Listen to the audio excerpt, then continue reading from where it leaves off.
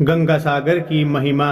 गंगा जिस स्थान पर समुद्र में मिलती है उसे गंगा सागर कहा गया है।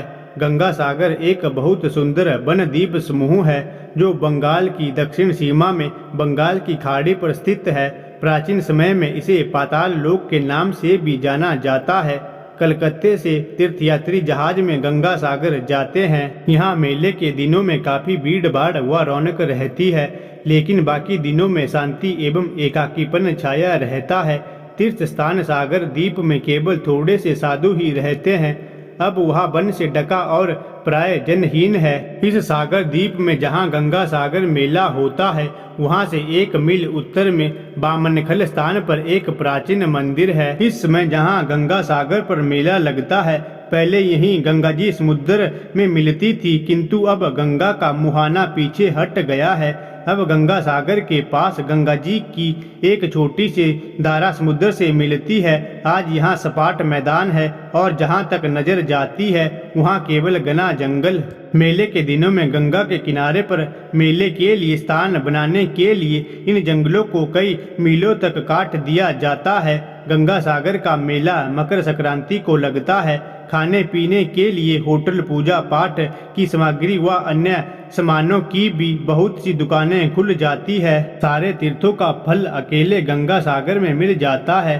संक्रांति के दिन गंगा सागर में स्नान का महात्म्य सबसे बड़ा माना गया है। प्रातः और दोपहर स्नान और मुंडन कर्म होता है। यहाँ पर लोग श्राद्ध व पिंडदान भी करते हैं। कपिल मुनि के मंदिर में जाकर दर्शन करते हैं। इसके बाद लोग लौटते हैं और 5वें दिन मेला समाप्त हो जाता है। गंगा सागर से कुछ दूरी पर कपिल ऋषि का सन 1973 में बनाया गया नया मंदिर है, जिसमें बीच में कपिल ऋषि की मूर्ति है। उस मूर्ति की एक तरफ राजा भागीरथ को गोद में लिए हुए गंगा जी की मूर्ति है तथा दूसरी तरफ राजा सागर तथा हनुमान जी की मूर्ति है। इसके अलावा यहाँ सांख्य योग्य के आचार्य कपिलानंद जी का आश्रम, महादेव मंदिर, योगेंद्र मठ, शिव शक्ति महानिर्वाण आश्रम और भारत सेवाश्रम संघ का विशाल मंदिर भी है। रामायण में एक कथा मिलती है जिसके अनुसार कपिल मुनि किसी अन्य स्थान पर तपस्या कर रहे थे। ऐसे ही समय में अयोध्या के सूर्यवंशी राजा सागर एक अश्वमेध यज्ञ का अनुष्ठान करने लगे। उनके अश्वमेध यज्ञ से डरकर इंद्र ने राक्षस रूप धारण कर यज्ञ के अश्व को चुरा लिया और पाताल लोक में ले जाकर कपिल के आश्रम में बांध दिया। राजा सागर की 2 पत्नियां थी, केसनी और सुमति। केसनी के गर्भ से असमंजस पैदा हुआ और सुमति के गर्भ से 60,000 पुत्र।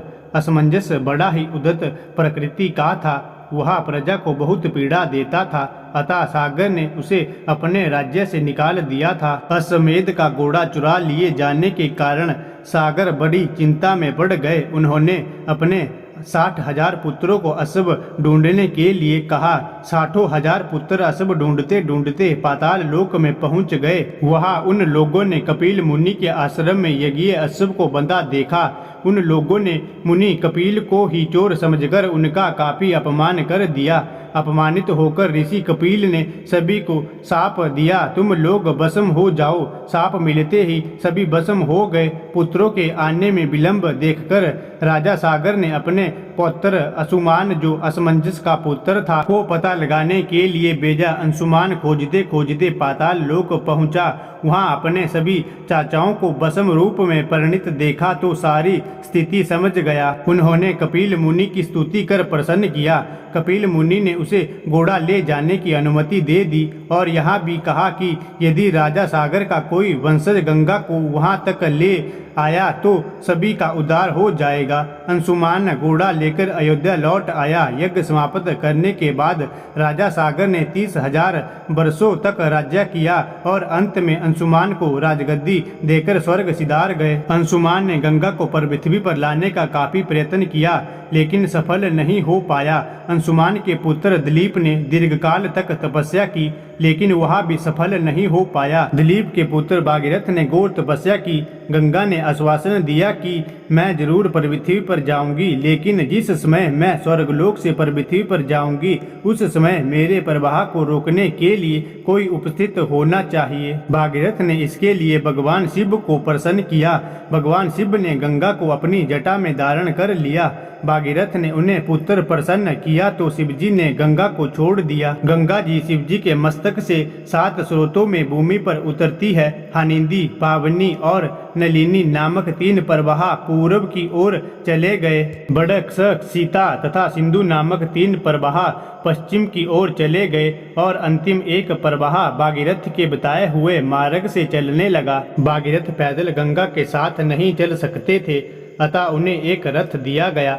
भागीरथ गंगा को लेकर उसी जगह आए जहां उनके प्रतिमा आदि भस्म हुए थे। गंगा सबका उद्धार करती हुई सागर में मिल गई। भागीरथ द्वारा लाए जाने के कारण गंगा का एक नाम भागीरथ भी पड़ा। जहां भागीरथ के पितरों का उद्धार हुआ वही स्थान सागर द्वीप या गंगा सागर कहलाता है। गंगा सागर से कुछ दूरी पर कपिल ऋषि का सन 1973 में बनाया गया नया मंदिर है, जिसमें बीच में कपिल ऋषि की मूर्ति है। उस मूर्ति के एक तरफ राजा भागीरथ को गोद में लिए हुए गंगा जी की मूर्ति है तथा दूसरी तरफ राजा सागर तथा हनुमान जी की मूर्ति है।